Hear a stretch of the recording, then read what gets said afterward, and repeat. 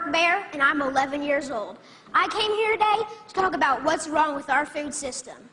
First of all, I would like to say that I'm really amazed at how easily kids are led to believe all the marketing and advertising on TV, at public schools, and pretty much everywhere else you look.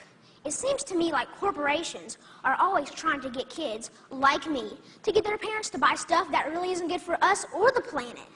Little kids especially are attracted by colorful packaging and plastic toys. I must admit, I used to be one of them. I also used to think that all of our food came from these happy little farms where pigs rolled in mud and cows grazed on grass all day. What I discovered was this is not true. I began to look into this stuff on the internet, in books, and in documentary films, in my travels with my family. I discovered the dark side of the industrialized food system. First, there's genetically engineered seeds and organisms. That is when a seed is manipulated in a laboratory to do something not intended by nature, like taking the DNA of a fish and putting it into the DNA of a tomato. Yuck. Don't get me wrong. I like fish and tomatoes, but this is just creepy.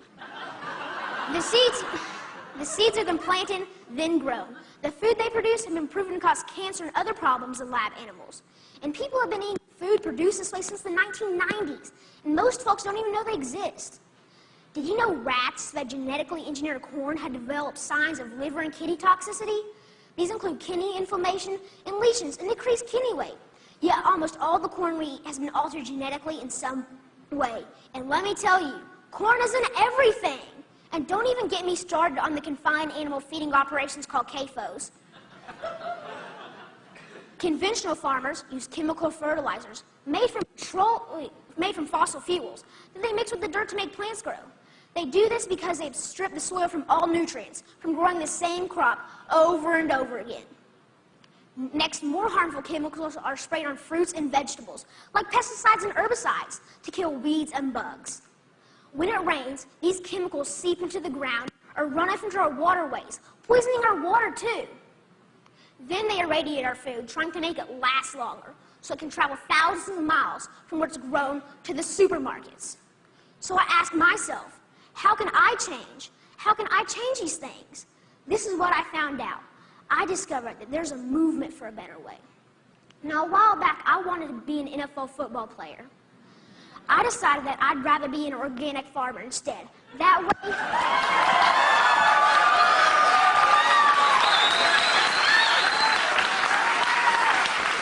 Thank you. And that way, I can have a greater impact on the world.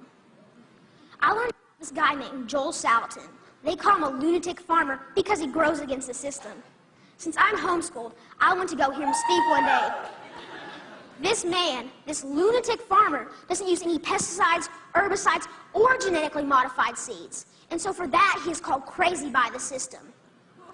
I want you to know that we can all make a difference by making different choices, by buying our food directly from local farmers or neighbors who we know in real life. Some people say organic or local food is more expensive, but is it really? With all these things I've been learning about the food system, it seems to me that we can either pay the farmer or we can pay the hospital. I